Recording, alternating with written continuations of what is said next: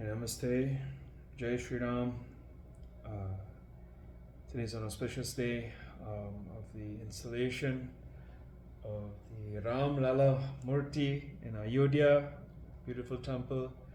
A day for the whole entire world for celebrating, and I must give acknowledgement to that. And I also want to make sure historically that I also acknowledge this, even with my daily readings of the Devi Puran. And so yeah, again, Jai Shri Ram. Hope everyone had a wonderful day today. Lit some diyas, oye diya, in the name of Bhagavan Shri Ram, Mata Sita, Lakshman, Bharat, Shatrugna. I promise you one day that I will read both versions of Ramayan, Valmiki Ramayan and Tulsidas Ramayan, Ramcharitmanas. I will, once I'm alive, I will commit my life to reading as many scriptures as I can in English translations on here. So normally I like to keep my intros short, but I had to say something because my great love for also Bhagwan Sri Ram and also Bhagwan Sri Ram, I should mention this, that his Kula Devi actually is actually Mahakali, you know what I mean? Not just Surya Bhagwan. So yeah, one of his family deities definitely was Devi Mata. So I should mention that today also. So again, Jai Shri Ram. I'm about to read book 6, chapter 26, on the description by Narada of his own moha. Om Vakaratuna Mahakaya Surya Kodisa Nidavika Sabakaya Ekarantaya Vakaratundaya Om Ganapati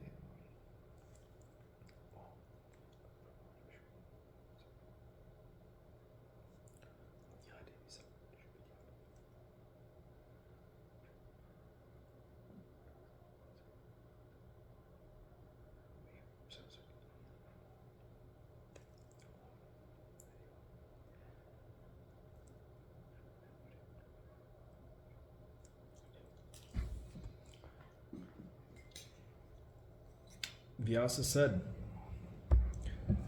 O king, when I asked him why this delusion overtook me, Maharishi Narada smiled and said, O son of Parasara, you are thoroughly acquainted with all the Purusas. Why then are you making this question about the cause of my moha, delusion?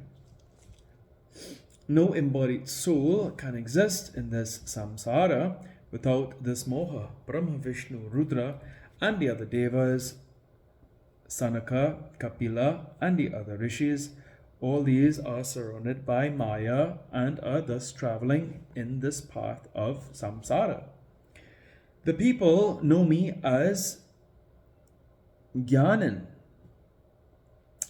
but I too am deluded like an ordinary man. I am now speaking to you as certain as anything of previous history now. I was deluded by Maya. Hear it attentively, O son of Vesavi. Great troubles and pains were felt by me before due to this moha.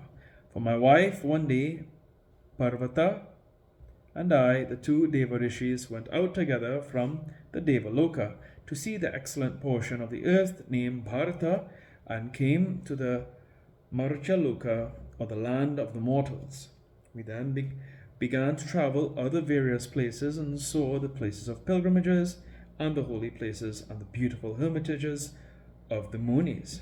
Before we went out from the Devaloka, we consulted with each other and entered into the agreement that we would not hide our feelings from each other, whether they be good or bad, while we would travel over the face of the earth, whether it be our desire to get food or wealth or amongst ourselves.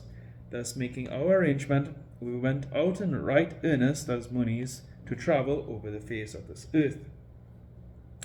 Thus roaming all over the face of the earth, at the end of the summer season, when the rainy season commenced, we came to the beautiful city of the king named Sanjaya.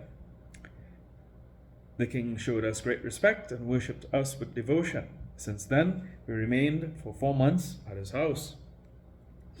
During the 4 months of the rainy season, the roads are always almost impassable. It is therefore wise to stay at one place. For 8 months, the Dvijas should always remain abroad on some work or other. Thinking all these, we too began to stay in the house of the king Sanjaya. That liberal-minded king gladly and with respect kept us in his guest, and tended to us all our requirements. The king had a very beautiful daughter named Damayanti, with good teeth.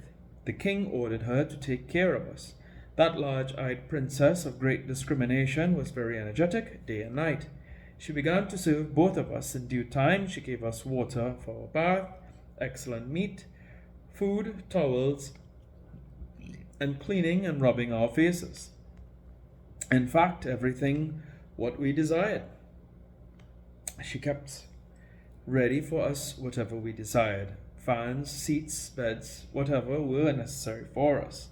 Thus she began to serve.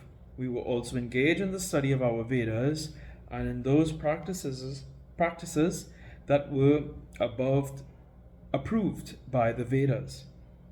O Dvaipayana, I used to sing, then with lute in my hands, the sweet, lovely Sama Gayatri songs in tunes and good svaras.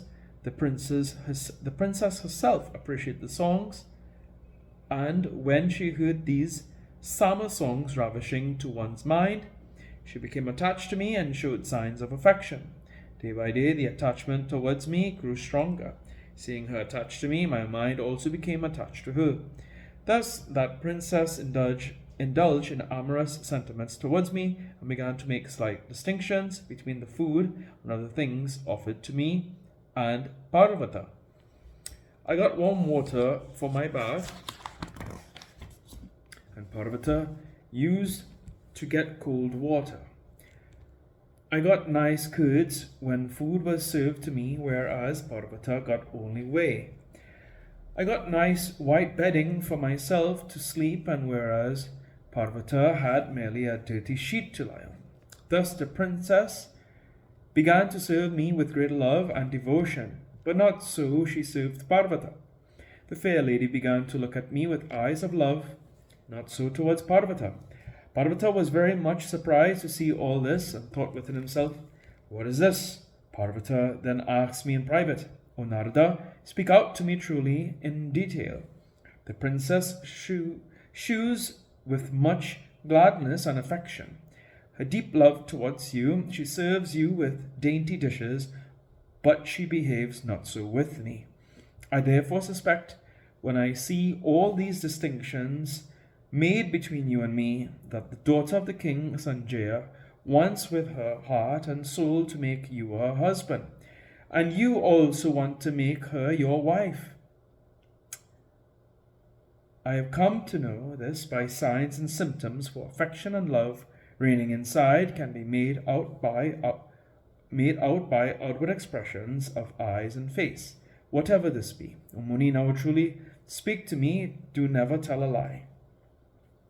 When we went out from the heavens, we made out the agreement. Now remember that. Narada said, thus questioned suddenly by Parvata, I became very much abashed and said, O Parvata, this large-eyed princess is ready to marry me, and I am also very much attracted towards her. When Parvata heard all these, he became very much angry and uttered repeatedly, Fie, O Narada, fie, O Narada. First you swore an oath, and then you deceive me afterwards. Therefore, to deceive our friends, I curse you, and let your face become that of a monkey. When the high-souled Parvata cursed thus, the face turned immediately into that of a monkey, elongated and distorted. I did not excuse him, though he was my sister's son. I also got angry and cursed him. Certainly your journey to the heavens will be stopped. You will not be able to go to heaven. O Parvata, when you curse me so heavily for so trivial a fault of mine, I see you are very mean. Whatever it be, you will have to remain on earth so long. At this, Parvata became very sad and went out of the city. My face became immediately like that of a monkey. The daughter of the king became very sorry to see my face thus distorted into that of a monkey. I did not see her glad as she was before, but her desire to hear me playing with my lute remained the same as before. Vyasa said, O Muni, what happened next? How did you get yourself rid of your curse? And how did you get your man-like face? Whither did Parvata Rishi go? When and how did you again reunite with each other? Kindly describe all these to me in detail. Narada said, O highly intelligent one, what shall I say about the nature of Maya? When Parvata went away angrily, the daughter of the king began to serve me with greater care than before. I remained there, though Parvata went away, and seeing my face monkey-like, I became very dejected and sorry, and was specially troubled with the care and anxiety what would happen to me hereafter. The king Sanjaya saw that his daughter Damayanti was slipping into her youth and asked the prime minister about her marriage. He said, the time of marriage of my dear daughter has now come. I will now marry her in accordance with the due rites and ceremonies. Now tell me particularly about a prince worthy of her, as we like in beauty, qualifications, large-heartedness, calmness, patience, heroism, who is of a good family. The minister said, O king, there are many princes on the face of this earth worthy in all respects of your daughter. Whomever you like, you can call on him and give him your daughter with elephants, horses, chariots, wealth, gems, and jewels. Damayanti, knowing the intention of his father, informed the king of her own desire by her nurse and attendant. The nurse went to the king and said, when my father will sit at his ease, not a sound of the great lute played by the Maharishi Narada, and have selected him as my bridegroom. So no other person will be dear to me. O father, marry me with Narada and thus fulfill my desire. O no of Dharma, I won't marry anybody but Narada. O father, I am now merged in the Nada ocean, sound ocean of bliss, sweet and joyful, void of anything destructive of happiness, void of nakra, alligators and fishes, timingala, etc., injurious animals, and without any salty taste. My mind won't be satisfied with any other thing. Here ends the 26th chapter on the 6th book on the description by Narada of his own Maha in the Maha Puranam Srimad Devi Bhagavatam of 18,000 verses by Maharishi Ved Vyasa. Om Jayanti Mangala Kali Bhadra Kali Kapali Durga Kashma Shivadati Swaha Svaranavasrate Hari Om Em Parim Klim Chamara Em Parim Klim Chamara Om Tuya Mata Chabitatu Me Tuya Bandhushcha Jaskatu Om Shanti Shanti Shanti. Again, Jai Shri Ram.